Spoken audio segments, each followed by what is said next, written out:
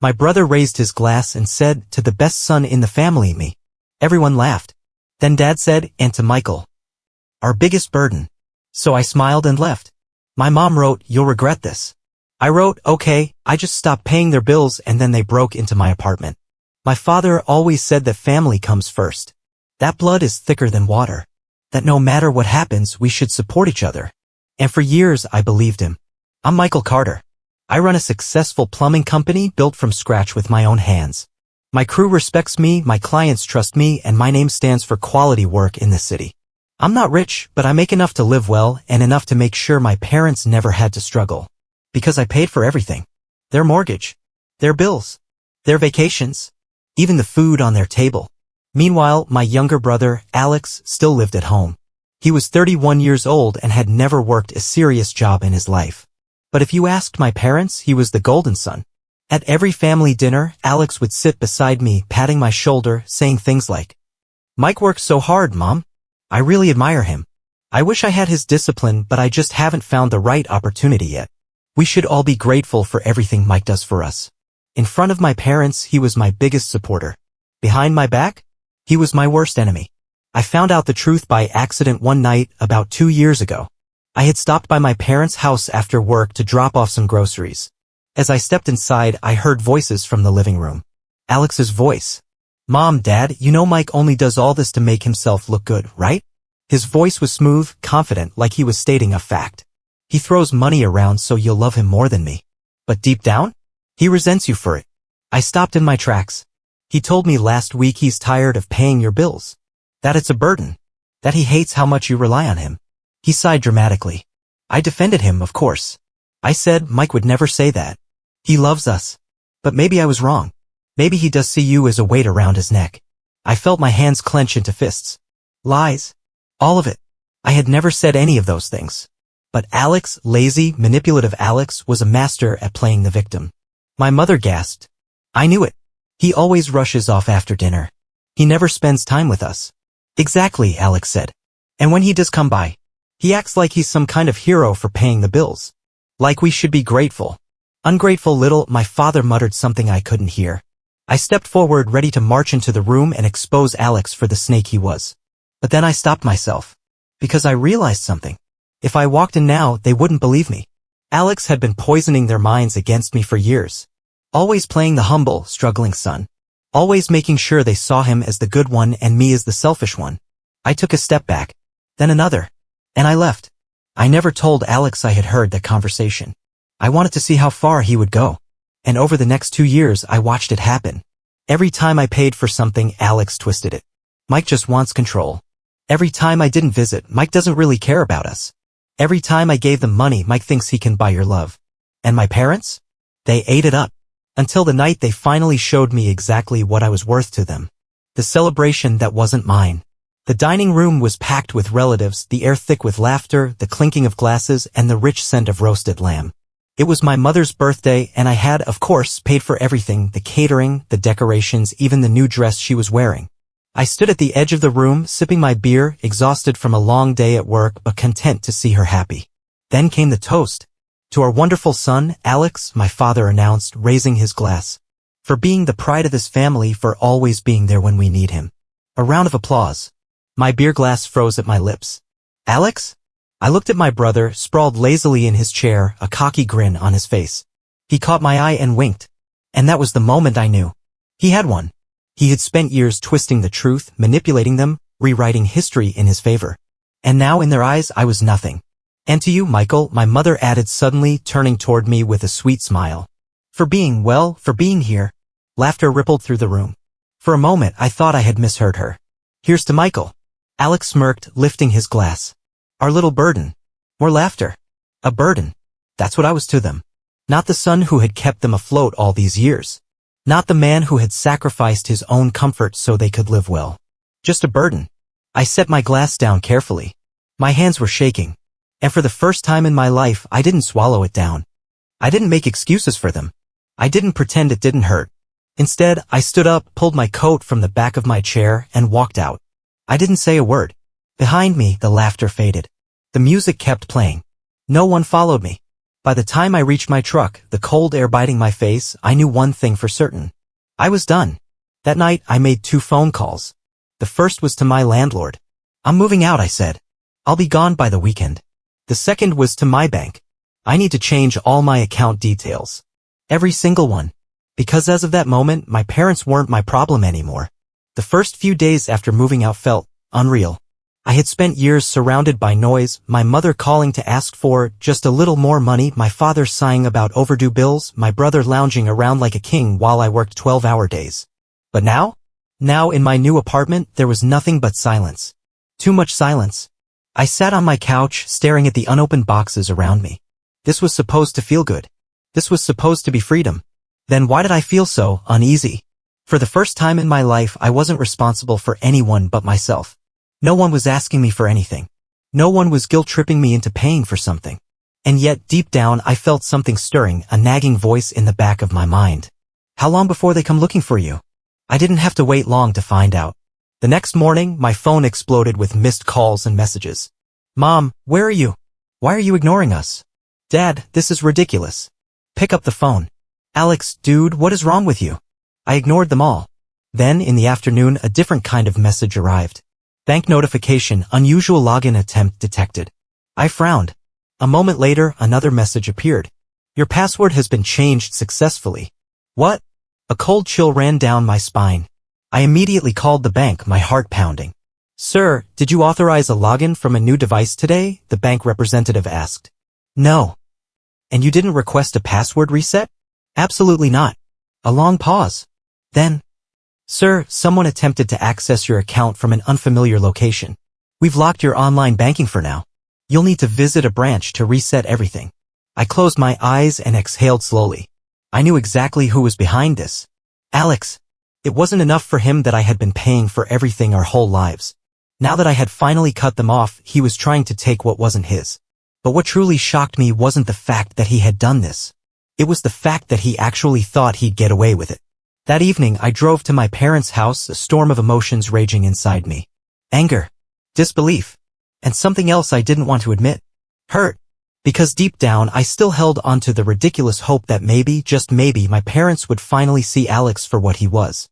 That they would finally open their eyes and realize that he had been manipulating them for years.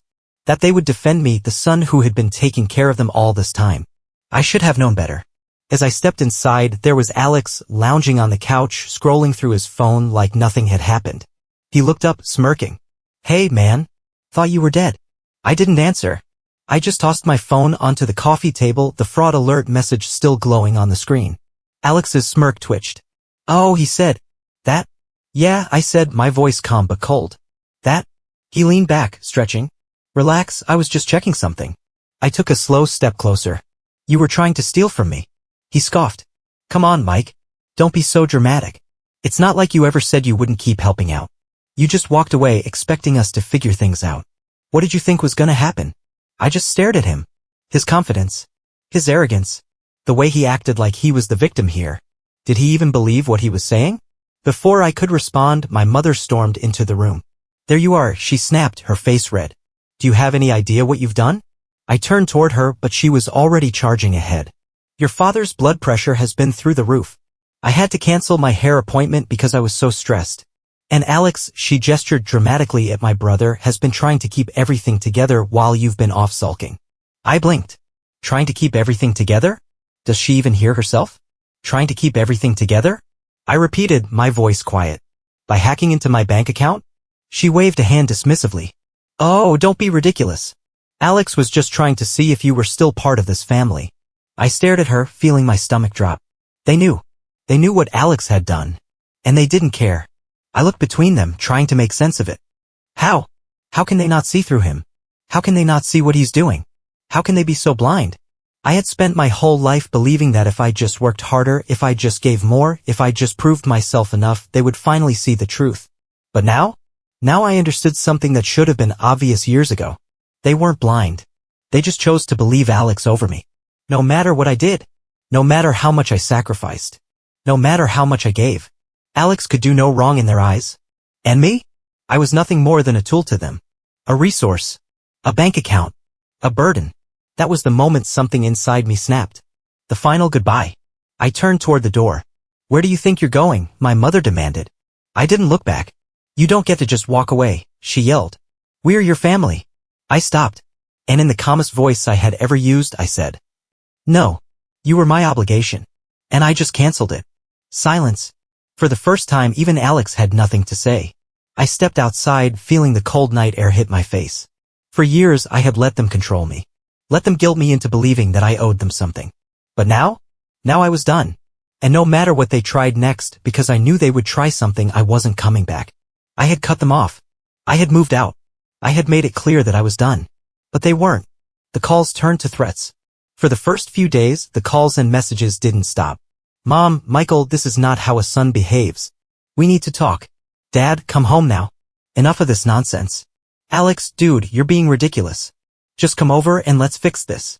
I ignored every single one. Then the tone changed. Mom, do you really want to abandon your family? After everything we did for you? Dad, you think you're so independent?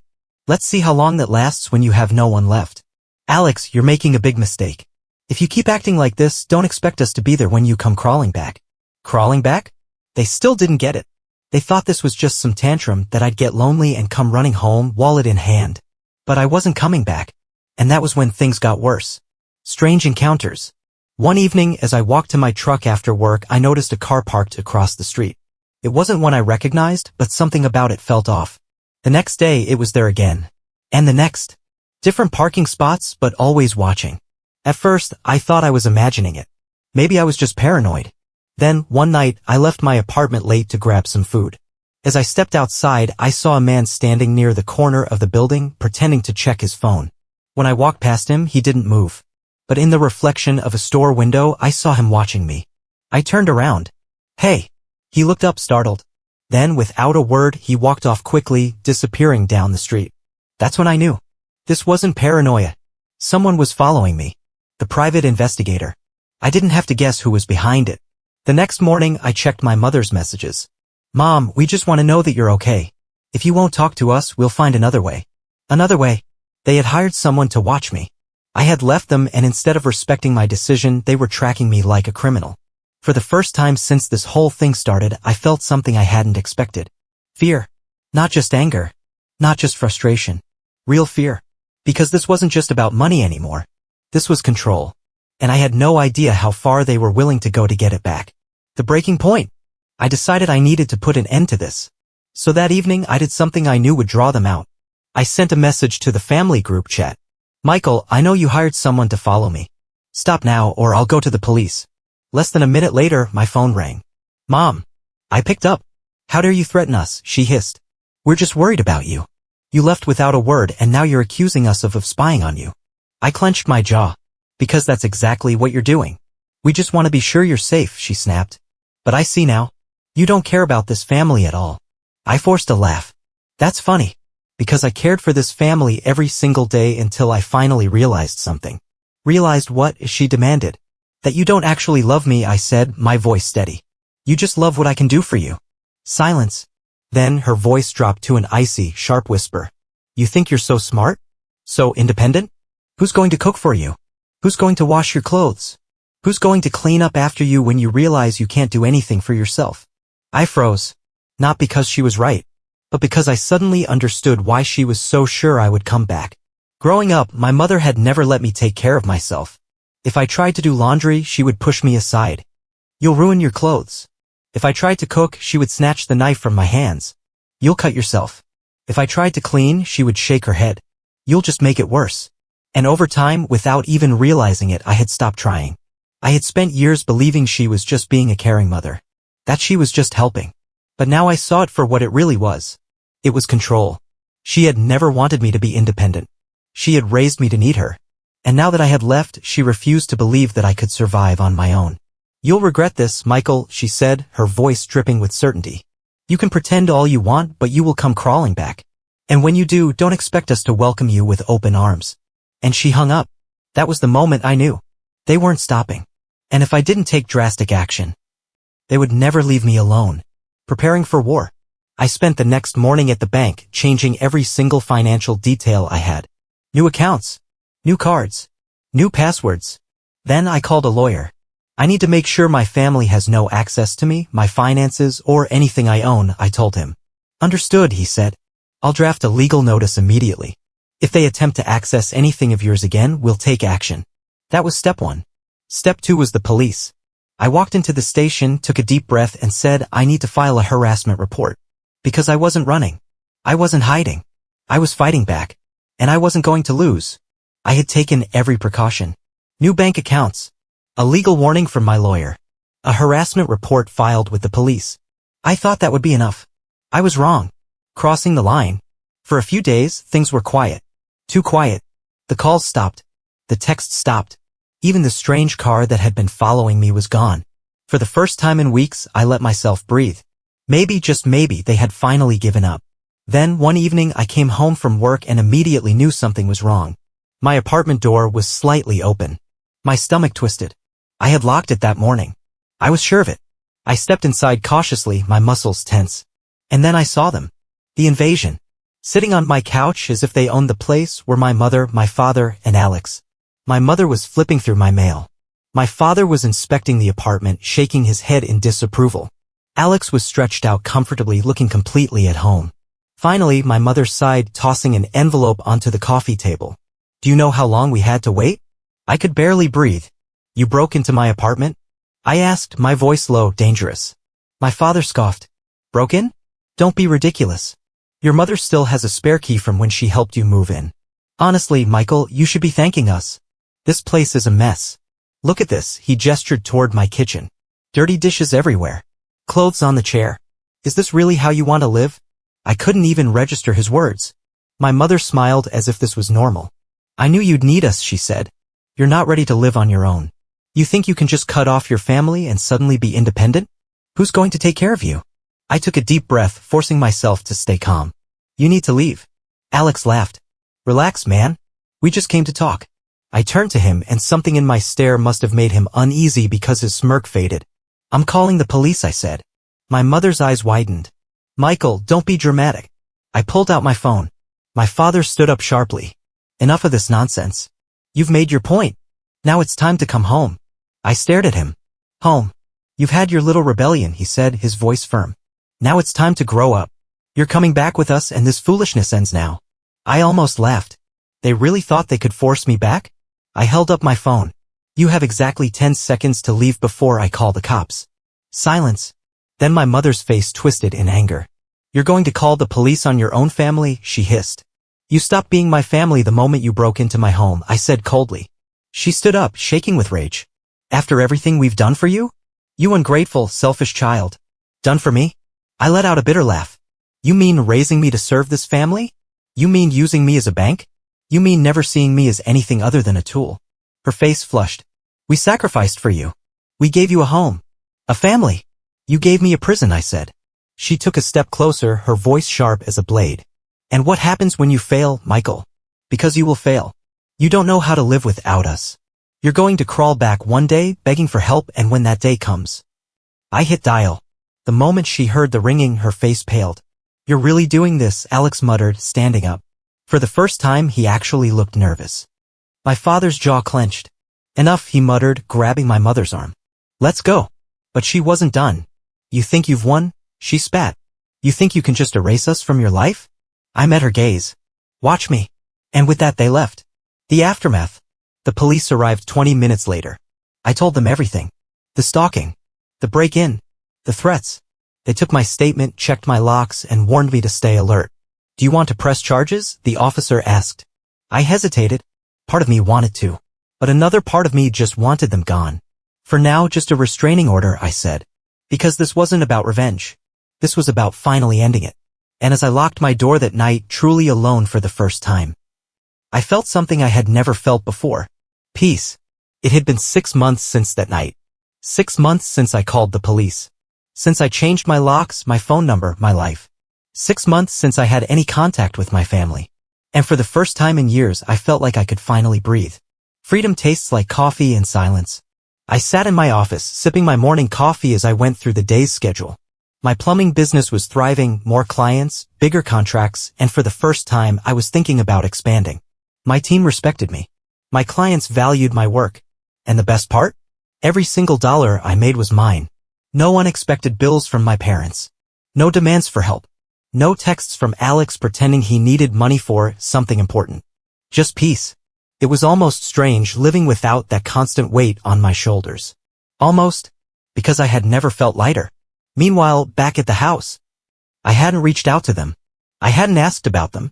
But I still heard things. Alex had finally been forced to get a job when the bills started piling up. Apparently, it lasted 2 weeks before he quit, complaining that work just wasn't for him. My parents had to downsize after falling behind on mortgage payments. Without my financial help, their comfortable life wasn't so comfortable anymore. They tried to borrow money from relatives, but I wasn't the only one who had caught on to their ways. In short, they were struggling. And part of me wanted to feel sorry for them. But I didn't. Because they had done this to themselves. The last attempt.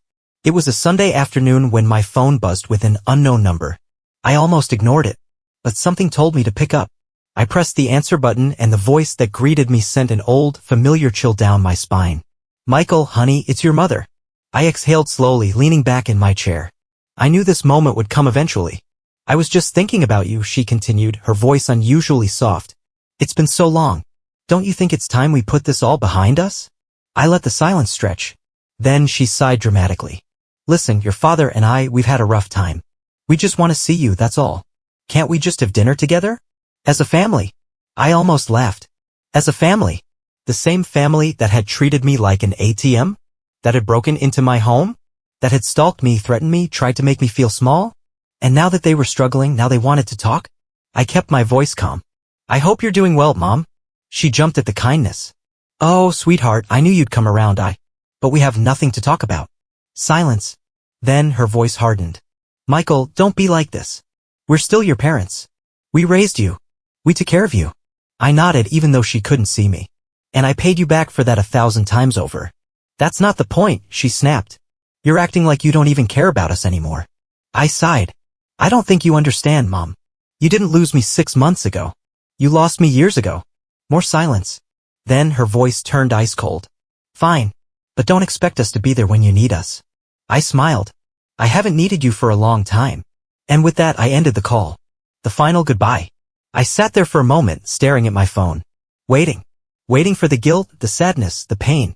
But it never came. Because I finally understood. Family isn't about blood. It's about respect.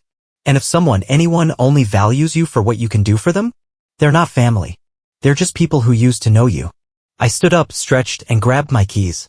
I had a business to run, a life to enjoy, and a future that belonged only to me. And this time I was never looking back.